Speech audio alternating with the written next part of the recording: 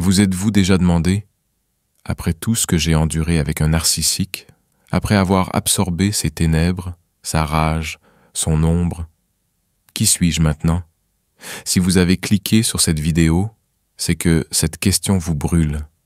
Et en vérité, le monde vous donne rarement la réponse. C'est la société qui vous appelle. Délicat, trop fragile, leucodépendant. Mais voici l'urgence. Si vous continuez à croire à cette histoire, vous passerez à côté de la réalité profonde. Car ce que vous avez vécu n'est pas une tragédie fortuite, c'est une initiation ancestrale. Carl Jung a découvert que lorsque l'empathe est contraint de porter l'ombre du narcissique, le processus psychologique le plus profond qu'un être humain puisse expérimenter est activé. L'alchimie de l'individuation. Ce qui semble être votre fin est en fait le début de celui que vous avez toujours été destiné à être. Alors, si vous êtes ici, vous avez déjà fait un choix inhabituel. Vous recherchez la vérité au lieu de vous contenter de la honte. Et ma mission dans cette vidéo est simple. Vous aider à voir votre souffrance à travers le prisme de Jung, non pas comme une faiblesse, mais comme le creuset qui a forgé votre véritable pouvoir. Parce qu'à la fin, non seulement vous comprendrez ce qui s'est passé, mais vous saurez aussi qui vous devenez. Vous êtes-vous déjà demandé, après tout ce que j'ai enduré avec un narcissique, après avoir absorbé ses ténèbres, sa rage, son ombre, qui suis-je maintenant? Si vous avez cliqué sur cette vidéo, c'est que cette question vous brûle. Et en vérité, le monde vous donne rarement la réponse. C'est la société qui vous appelle, délicat, trop fragile, leucodépendant. Mais voici l'urgence. Si vous continuez à croire à cette histoire, vous passerez à côté de la réalité profonde. Car ce que vous avez vécu n'est pas une tragédie fortuite, c'est une initiation ancestrale. Carl Jung a découvert que lorsque l'empathe est contraint de porter l'ombre du narcissique, le processus psychologique le plus profond qu'un être humain puisse expérimenter est activé, l'alchimie de l'individuation. Ce qui semble être votre fin est en fait le début de celui que vous avez toujours été destiné à être. Alors, si vous êtes ici, vous avez déjà fait un choix inhabituel. Vous recherchez la vérité au lieu de vous contenter de la honte. Et ma mission, dans cette vidéo, est simple. Vous aider à voir votre souffrance à travers le prisme de Jung, non pas comme une faiblesse, mais comme le creuset qui a forgé votre véritable pouvoir. Parce qu'à la fin, non seulement vous comprendrez ce qui s'est passé, mais vous saurez aussi qui vous devenez. Pendant la majeure partie de votre vie, on vous a raconté une fausse histoire sur vous-même. On vous a dit que vous étiez trop sensible, que vous vous laissiez marcher sur les pieds, qu'il vous fallait une peau plus épaisse, des murs plus solides, une armure plus résistante. Peut-être vous a-t-on dit que vous étiez faible. Peut-être avez-vous intériorisé la honte d'être différent, de ressentir plus que les autres. La société méconnaît les empathes. La psychologie conventionnelle, malgré toutes ses avancées, réduit souvent leur vécu à une pathologie, codépendance, complaisance, attachement anxieux. Ces étiquettes ne sont pas totalement erronées, mais elles sont incomplètes. Elles se cachent à la surface de quelque chose de bien plus profond. Jung a découvert que l'empathie n'est pas faible, mais plutôt individualisée. Votre ego, centre de votre identité consciente, n'a pas achevé son processus de développement et de séparation de l'inconscient. Vous êtes resté poreux, sans limite, fusionné avec les émotions et les énergies d'autrui. Selon Jung, vous viviez dans une mystique de la participation, un état où la frontière entre soi et autrui s'estompe. C'est pourquoi vous pouvez entrer dans une pièce et ressentir la tension avant même qu'un mot ne soit prononcé. C'est pourquoi la douleur d'autrui peut vous faire pleurer comme si c'était la vôtre. C'est pourquoi la honte d'un narcissique peut soudain vous sembler la vérité la plus profonde sur votre valeur. La société appelle cela de la faiblesse. Jung y voyait le signe d'un développement inachevé, mais il en reconnaissait aussi le potentiel. Ce qui apparaît comme de la fragilité est en réalité la matière première de la transformation. Voici ce que le monde ne comprend pas. Votre sensibilité n'est pas un défaut, c'est une fonction évolutive. Vous êtes conçu pour absorber, transporter, ressentir, mais tant que vous n'avez pas passé par ce creuset, vous ne pouvez pas l'exercer consciemment.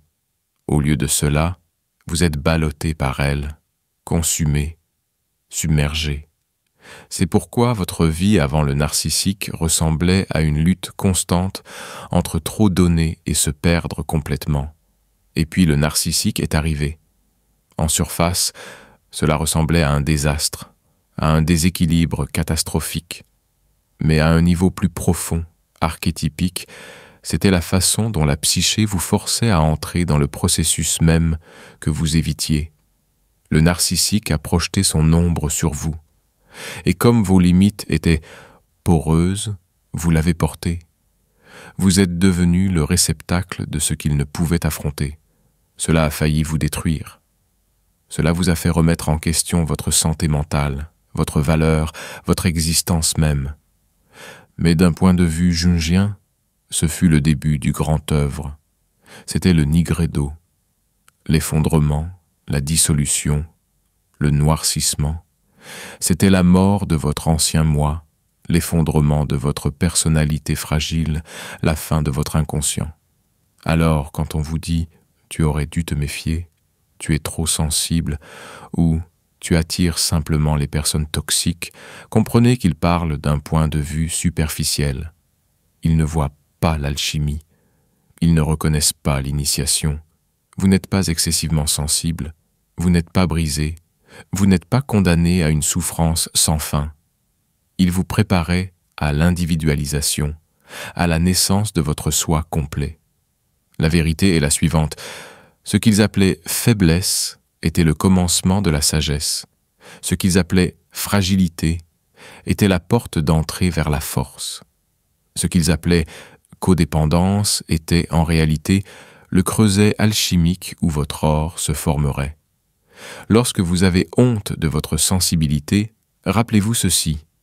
Jung a découvert que la sensibilité à l'inconscient est la matière première de la transformation la plus profonde. Vous n'êtes pas défectueux, vous évoluez. Imaginons le laboratoire d'un alchimiste. Un récipient scellé, appelé vas bene clausum, est placé au-dessus d'un feu ardent. À l'intérieur, la matière première est chauffée jusqu'à ce qu'elle se décompose, se dissolve et pourrisse. Pour un œil non averti, cela ressemble à une ruine, mais pour l'alchimiste, c'est le commencement sacré. C'est ainsi que la transformation commence. Votre relation avec le narcissique était ce réceptacle. Vous étiez piégé, incapable de vous échapper. Le feu était sa colère, ses projections, ses attaques incessantes contre votre valeur. Et à l'intérieur de ce réceptacle, votre ancien moi a commencé à se dissoudre. Chaque insulte, chaque manipulation n'était pas seulement de la cruauté, c'était de la chaleur, c'était la flamme qui dissolvait les fragiles structures de votre ego. Vous commenciez à douter de vous-même. Votre identité se corrodait, votre estime de vous-même pourrissait. Vous aviez l'impression de disparaître dans le néant. Cette expérience n'était pas seulement une violence psychologique, mais une contamination psychique. À cause de la porosité de vos frontières, vous n'avez pas seulement subi les mauvais traitements, vous avez absorbé l'ombre projetée par le narcissique. Vous avez porté sa honte, son dégoût de soi, sa rage refoulée. Cela vous a pénétré comme si c'était le vôtre. Et sous le poids de ce poison, vous vous êtes senti écroulé. De l'extérieur, cela ressemblait à un effondrement, et c'en était un. Mais du point de vue de l'alchimie, c'était nigredo, le noircissement nécessaire, la décomposition de l'ancien pour que le nouveau puisse naître. Les alchimistes se réjouissaient lorsque la matière devenait noire, car il savait que cela signifiait que l'œuvre avait véritablement commencé, et il en est de même pour vous. À ce stade, vous vous sentiez inutile, désespéré, perdu. Vous aviez l'impression d'être anéanti. Mais ce qui mourait réellement, ce n'était pas votre âme, mais votre ancienne identité. C'était votre personnalité fragile, votre croyance naïve en une générosité infinie, votre dépendance inconsciente à l'importance d'être nécessaire. Ces structures ne pouvaient vous conduire à l'individuation. Elles devaient mourir. C'est pourquoi tu avais l'impression de devenir fou. Tu ne devenais pas fou, mais plutôt en train de te désintégrer. Tu n'échouais pas, mais plutôt en train de te dissoudre. C'était la putréfaction, la mortification, la mort qui précède la renaissance. La société nous dit d'éviter la douleur à tout prix, de l'engourdir, de la fuir, de l'enfouir. Mais Jung connaissait la vérité. Il savait que la seule voie de transformation passe par le feu. Il disait que nous devons être capables de supporter la souffrance suffisamment longtemps pour qu'elle fasse son œuvre. Endurer l'obscurité sans fuir. Vous avez réussi, vous avez enduré. Vous ne saviez peut-être pas ce qui se passait, mais votre psyché, si, le soi, le centre même de votre être, a utilisé cette relation comme un marteau, comme un feu, comme un vase scellé. Il vous a brisé non pas pour vous détruire, mais pour vous initier. Alors, quand vous vous souvenez des nuits les plus sombres de cette relation, quand vous vous souvenez des larmes, de la confusion, du désespoir, ne considérez pas cela comme insignifiant. Appelez cela de l'alchimie, appelez cela de l'initiation, appelez cela nigredo, car cette obscurité n'était pas un accident, c'était le terreau dans lequel votre nouvel être est né. Après le noircissement vient le blanchiment. Dans les textes alchimiques anciens, le nigredo était toujours suivi de l'albédo, le moment où la lumière émerge des ténèbres, telle la première aube argentée après une nuit si noire qu'elle semblait éternelle. Pour vous, ce moment survient discrètement, souvent après la fin de la relation. Au début, vous vous sentez engourdi, désorienté, vide. Vous vous demandez si vous vous sentirez un jour à nouveau entier. Mais soudain, quelque chose change. Un jour, peut-être en vous rappelant un autre échange cruel, une pensée perce le brouillard. Attendez, ce n'était pas moi. Cette honte n'était pas moi. Cette colère n'était pas moi. C'est le moment. Aha, l'instant de lucidité. Il peut survenir soudainement ou lentement, comme le clair de lune dissolvant les ombres. Mais une fois arrivé, il est inévitable. Jung appelait ce stade l'albédo, symbolisé par la colombe blanche, reflet de la lumière lunaire. Psychologiquement, c'est le stade des séparations. L'acte sacré de séparer ce qui vous appartient de ce qui ne vous appartient pas. Vous commencez à voir avec un détachement froid. Cette douleur que je portais était une projection. Cette obscurité que j'ai endurée n'a jamais été la mienne. Cette identité que je croyais réelle n'était qu'un masque posé sur moi. Au début, cette clarté peut paraître froide, presque clinique. Vous voyez le narcissique tel qu'il est, dépouillé des illusions et des sorts qui vous enchaînaient autrefois. Le charme est rompu, le bombardement amoureux, l'idéalisation, le fantasme de l'âme sœur, tout se dissout. Et si cela peut être douloureux, le soulagement est immense. C'est comme se réveiller d'un long sommeil fiévreux. L'air paraît plus pur, plus vif, plus respirable. Le brouillard se dissipe, vous commencez à vous reconnaître à nouveau. Non pas l'ancien vous, mais la graine d'un nouveau. C'est ce que Jung a découvert et que la psychologie moderne reconnaît rarement. Ce stade de clarté n'est pas seulement une guérison cognitive, c'est une purification symbolique. La psyché est purifiée, débarrassée de la contamination des projections. C'est comme si votre âme était baignée et votre vision purifiée. Lorsque vous vous sentez détaché, lorsque vous voyez les choses avec une clarté nouvelle qui vous semble presque étrangère, comprenez, vous ne vous refroidissez pas, vous devenez conscient, vous accédez à la souveraineté psychologique. Pour la première fois, vous pouvez distinguer entre vous-même et les autres, entre votre âme et les ombres projetées sur elle. C'est pourquoi Albedo est à la fois libérateur et solitaire. Vous ne vivez plus dans le cauchemar narcissique, mais vous ne vivez pas non plus dans vos vieilles illusions. C'est un état liminal, une transition naissante. La lumière est froide, réfléchissante, comme la lune. Elle vous révèle la vérité, mais ne vous réconforte pas encore. Vous avez la clarté, mais pas encore la passion. Pourtant, ce moment est sacré. Les alchimistes l'auraient célébré comme une preuve de l'avancement du travail. Jung vous aurait dit « c'est le signe que la psyché fait son travail. Le nigredo a été surmonté et le processus de blanchiment commence. Alors, quand vous réalisez que ces ténèbres n'ont jamais été miennes, considérez-le comme une vérité sacrée. C'est le début de votre renaissance. » La clarté seule ne suffit pas. On ne peut vivre éternellement dans la froide lumière du détachement. La vie exige chaleur, passion, incarnation. C'est pourquoi les alchimistes parlaient de l'étape finale, le rubédo, la rougeur.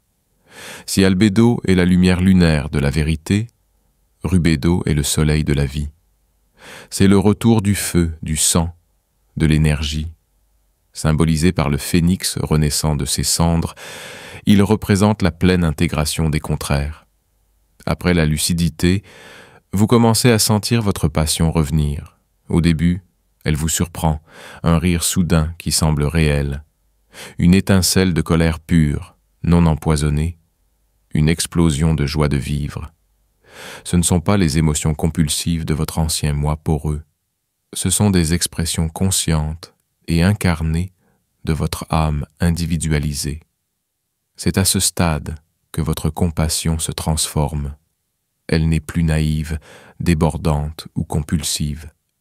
Vous ne donnez plus pour être utile. Votre compassion gagne alors en force. Elle est complétée par le discernement, les limites et la sagesse de vos blessures. Vous devenez ce que Jung et d'autres penseurs appelaient le guérisseur blessé. Non pas un martyr qui saigne sans cesse, mais un guérisseur dont l'autorité vient de sa propre survie. En rubédo, on devient tendre et féroce à la fois. On peut vivre avec la souffrance des autres sans s'en laisser consumer, car on a déjà vécu la sienne. On peut aimer profondément sans se dissoudre, car on a forgé des limites dans le feu. On peut dire oui de tout son cœur et non avec la même conviction. Il ne s'agit pas d'un retour à votre ancien moi. Ce moi est mort dans le nigredo. C'est la naissance d'un nouveau moi, centré non pas sur un ego fragile ou une personnalité poreuse, mais sur le soi, le noyau archétypal de votre être. Votre centre de gravité se déplace. Vous ne vous concentrez plus sur les besoins des autres. Vous ne recherchez plus la validation en étant indispensable. Vous ne confondez plus porter l'ombre de quelqu'un avec l'amour. Au contraire, vous vivez de l'intérieur. L'être, l'or de l'alchimie, le véritable centre, devient votre ancre. De là, la vie devient plus riche, plus chaleureuse, plus épanouissante. Vos émotions ne sont pas des ennemis, mais des guides. Votre intuition n'est pas une malédiction, mais une boussole. Votre empathie n'est plus une blessure, mais une force. Jung a décrit cette intégration comme l'aune, union d'opposés, l'union des contraires. Esprit et corps, lumière et ombre, compassion et force, tous réunis en une seule psyché. C'est rubédo, la rougeur, la naissance de la plénitude. Alors, lorsque vous sentez votre feu revenir, n'en ayez pas peur. Ne le prenez pas pour une rechute. Ce n'est pas la flamme compulsive de vos anciennes habitudes. C'est le feu sacré de l'individuation. Vous êtes mort et vous êtes né de nouveau. Vous êtes le phénix. Vous êtes la pierre philosophale. Vous êtes l'or. Beaucoup s'arrêtent là. Ils survivent au nigredo, savourent la clarté de l'albédo, ressentent la chaleur du rubédo. Et pourtant, les cycles se répètent, de nouveaux narcissiques émergent, d'anciens schémas refont surface.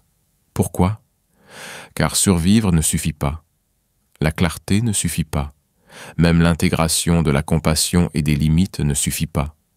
La tâche la plus profonde demeure, travailler avec l'ombre.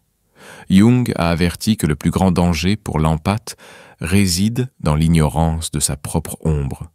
Pendant trop longtemps, vous avez cru que votre rôle était altruiste, guérisseur et sauveur.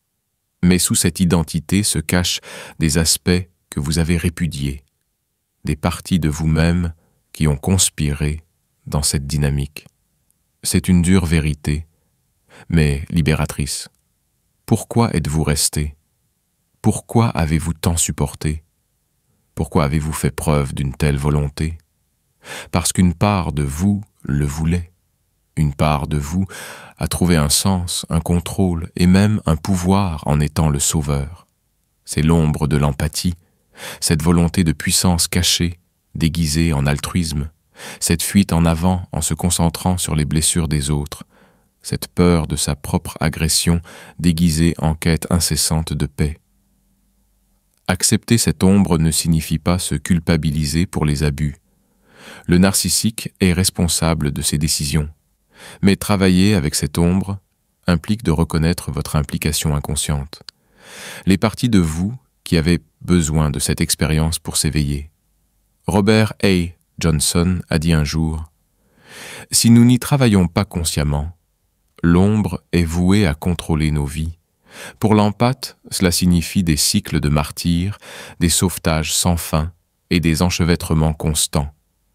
Mais lorsque vous prenez conscience de votre ombre, lorsque vous dites « Oui, moi aussi, je voulais être indispensable, moi aussi, j'ai fui ma propre vocation en me cachant dans la douleur des autres. Moi aussi, j'ai craint ma propre force. » Vous retrouvez les parts perdues de vous-même. Vous intégrez l'affirmation de soi, l'ambition, le droit de dire non. Vous vous sentez entier. Ce n'est pas une punition, c'est une forme d'autonomisation. Car une fois votre ombre maîtrisée, aucun narcissique ne peut plus vous piéger. Leurs projections sont incontrôlables. Leurs manipulations ne trouvent aucun terrain fertile. Vous n'êtes plus ce réceptacle poreux. Vous êtes scellé, entier, souverain. Alors, lorsque vous regardez votre passé avec une nouvelle lucidité, ne vous contentez pas de voir ce qui vous a été fait. Remarquez aussi ce que vous vous êtes inconsciemment fait. Puis, avec compassion, intégrez-le. Il ne s'agit pas de vous culpabiliser, mais de vous libérer. En récupérant votre ombre, vous parachevez l'alchimie, vous transformez le poison en remède, les blessures en sagesse, le plomb en or. Repensez au début de votre relation narcissique. Vous souvenez-vous de cette attirance irrésistible, de cette connexion instantanée qui semblait prédestinée, comme si le destin lui-même avait placé cette personne sur votre chemin? C'était comme un lien d'âme sœur, une force irrésistible qui faisait pâlir tout le reste. Jung a expliqué ce phénomène par les concepts d'anima et d'animus. Chacun de nous porte en lui une figure antisexuelle. L'anima chez l'homme, l'animus chez la femme. Ces figures internes recèlent des qualités que notre moi conscient n'a pas encore développées. Pour l'homme, l'anima représente le sentiment, la connexion et la créativité. Pour la femme, l'animus représente la logique, l'autorité et la force intérieure. Lorsque nous rencontrons quelqu'un qui semble incarner ces qualités, notre inconscient projette cette image de l'âme sur cette personne. Nous tombons amoureux, non pas de la personne elle-même, mais de notre propre opposé intérieur, rejeté, qui se reflète en nous. C'est ce qui alimente l'intensité du lien empathe narcissique. Le narcissique, déconnecté de sa propre âme, projette également cette image. Vous, l'empathe, l'acceptez inconsciemment, car cela résonne avec vos propres aspects non développés. C'est pourquoi ce lien paraît magique, inévitable, sacré. Mais c'est aussi pourquoi il devient destructeur, car aucun d'eux ne se connecte à la réalité.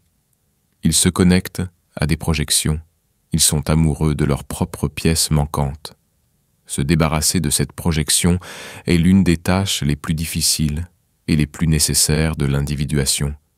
Cela implique de retrouver son propre opposé intérieur. Pour une femme, cela signifie développer l'animus intérieur positif, cultiver son autorité, sa logique, son courage et sa force, plutôt que de les rechercher chez un homme.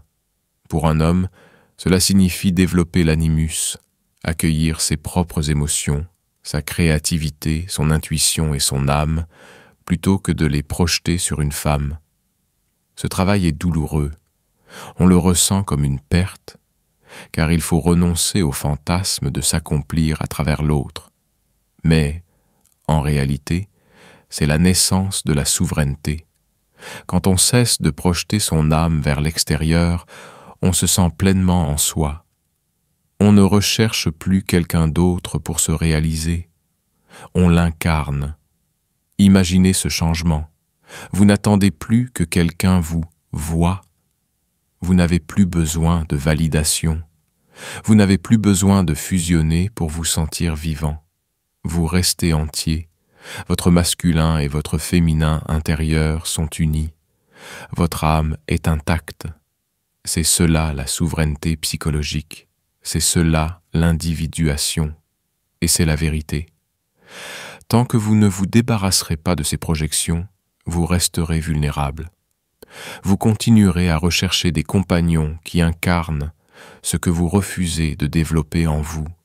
Mais une fois que vous les aurez récupérés, une fois que vous aurez accepté votre propre anima ou animus, vous deviendrez incassable. Vous ne serez plus le réceptacle des projections d'autrui. Vous serez l'alchimiste qui entretient votre propre épanouissement. C'est la fin de l'attirance inconsciente et le début de l'amour conscient. Alors, que se passe-t-il après avoir retrouvé son ombre, retiré ses projections, enduré le nigredo, s'être éveillé en albédo et avoir incarné rubédo?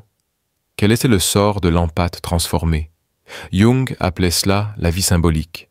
Vivre symboliquement signifie considérer la vie non pas comme une succession aléatoire d'événements, mais comme un dialogue profond entre votre conscience et les couches les plus profondes de votre psyché. Cela signifie reconnaître que vos rêves ne sont pas que du bruit, mais des messages, que les synchronicités ne sont pas des coïncidences, mais des communications du soi, que chaque défi, chaque relation, chaque joie et chaque tristesse font partie d'une histoire archétypique plus vaste qui se déroule en vous et à travers vous. Avant l'individuation, votre vie était banale. Elle était guidée par des archétypes inconscients, par le besoin d'être utile, par les projections des autres, par l'illusion de liens d'âme sœur. Vous viviez de manière réactive, porté par des courants inconscients. Mais après l'individuation, votre vie devient symbolique. Vous vivez consciemment, guidé par le soi, véritable centre de votre psyché. C'est le plus beau cadeau que l'on puisse recevoir en survivant à l'épreuve narcissique. Le narcissique, sans le vouloir, vous a forcé à entrer dans les profondeurs de votre propre inconscient. Il a brisé votre ancienne vie, brûlé vos illusions, dissous votre fragile identité. Et de cette destruction, le soi a émergé comme nouveau centre. Vivre symboliquement signifie que vous ne mesurez plus votre valeur à l'approbation des autres. Vous ne recherchez plus l'épanouissement extérieur à vous-même. Vous ne fuyez plus votre ombre. Au contraire, vous avancez dans la vie en conscience, connecté, éveillé. Vous devenez témoin non seulement de votre propre âme, mais aussi des forces archétypales qui façonnent l'humanité elle-même. Et c'est là que réside sa signification évolutive. Vous ne vous transformez pas seulement personnellement, vous participez à l'évolution collective de l'humanité. En intégrant votre ombre, en supprimant les projections, en vivant symboliquement, vous incarnez ce que Jung considérait comme l'avenir de la conscience humaine, l'union des contraires, l'intégration de la lumière et de l'obscurité, la plénitude de l'être. C'est pourquoi votre souffrance comptait. C'est pourquoi votre sensibilité n'était pas un défaut, mais un trait évolutif. Vous êtes un pionnier de la conscience. Votre vie n'est plus une question de survie, mais une participation symbolique au développement de l'histoire de l'humanité. Tout don comporte ses dangers. Jung mettait en garde contre deux risques particuliers après une transformation, l'inflation et la pétrification. L'inflation se produit lorsque l'ego s'identifie au soi. Après avoir surmonté l'épreuve, vous pourriez vous sentir choisi, supérieur au-dessus des autres. C'est un piège. La supériorité n'est pas l'épanouissement. C'est un autre masque, une autre personne. La véritable individuation vous rend humble, car vous réalisez que vous êtes vaste et limité, divin et humain. Si vous commencez à vous sentir supérieur, rappelez-vous, l'épanouissement est synonyme d'équilibre et non de hiérarchie. La pétrification survient lorsque, pour se protéger de futurs dangers, on endurcit son cœur. On jure de ne plus jamais faire confiance, de ne plus jamais aimer, de ne plus jamais s'ouvrir. C'est aussi un piège. Guérir ne signifie pas se pétrifier, c'est rouvrir, mais avec force, et non par naïveté. C'est dire oui quand on le veut et non quand on le doit, sans culpabilité ni obligation. La responsabilité de votre don n'est pas de devenir un sauveur ni de vous isoler dans un état de supériorité. Il s'agit d'incarner l'équilibre, la compassion et le discernement, l'ouverture et les limites, la lumière et l'ombre. Votre don n'est pas fait pour le martyre ou l'ego. Il est fait pour le service, non pas au sens ancien de se perdre soi-même, mais au sens nouveau d'incarner la plénitude, afin que les autres voient que la transformation est possible. Dans les relations, cela implique de naviguer différemment. Avec les narcissiques, cela signifie reconnaître la projection et refuser de la porter. Avec les personnes saines, cela signifie entretenir des relations authentiques, sans fusion ni manipulation. Avec soi-même, cela signifie honorer ses besoins comme sacrés et non égoïstes. La responsabilité est lourde, certes, mais elle est aussi libératrice. Vous n'êtes plus à la merci de cycles inconscients. Vous n'êtes plus le véhicule des ombres des autres. Vous ne vivez plus l'histoire de quelqu'un d'autre. Vous vivez symboliquement, consciemment et authentiquement. C'est là la véritable responsabilité de l'individuation. Être entier et en étant entier, aider l'humanité à évoluer. Et nous revenons au début. La question qui a tout déclenché: qui devient-on après avoir absorbé les ténèbres du narcissique et survécu? Vous avez commencé ce voyage en tant qu'empathe, poreux, sans limite, vulnérable. Vous êtes entré dans le creuset d'une relation narcissique et vous vous êtes dissous dans le feu noir de Nigredo. Vous pensiez être détruit. Mais en réalité, on vous préparait. Des ténèbres, tu t'es élevé vers l'albédo, le blanchissement, la clarté qui révélait.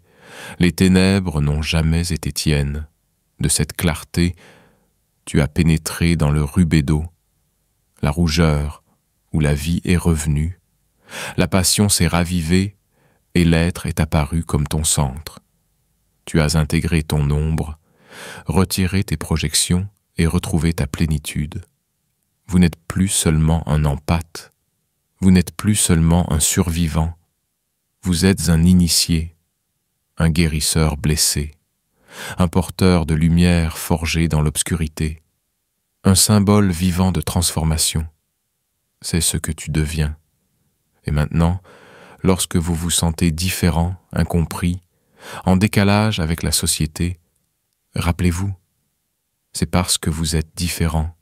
Vous êtes en avance sur le plan de l'évolution. Vous portez en vous l'avenir de la conscience humaine. Vous incarnez l'intégration de la lumière et de l'ombre, la plénitude de l'être. Tu n'es pas brisé, tu n'es pas faible, tu n'es pas trop sensible. Tu es en or. C'est la boucle. La question a sa réponse. Et pourtant, le voyage continue, car l'individualisation dure toute la vie. Vous vous enfoncerez encore plus profondément, encore et encore, dans de nouvelles couches d'ombre, de nouvelles couches de plénitude. Chaque cycle vous affinera davantage. Chaque cycle révélera davantage d'or. Alors, avancez avec humilité, courage et passion. Vivez avec symbolisme, vivez avec authenticité. Vivez comme l'alchimiste que vous êtes devenu. Car il ne s'agit pas seulement de votre guérison, c'est votre destin. Et à travers vous, c'est l'évolution de l'humanité.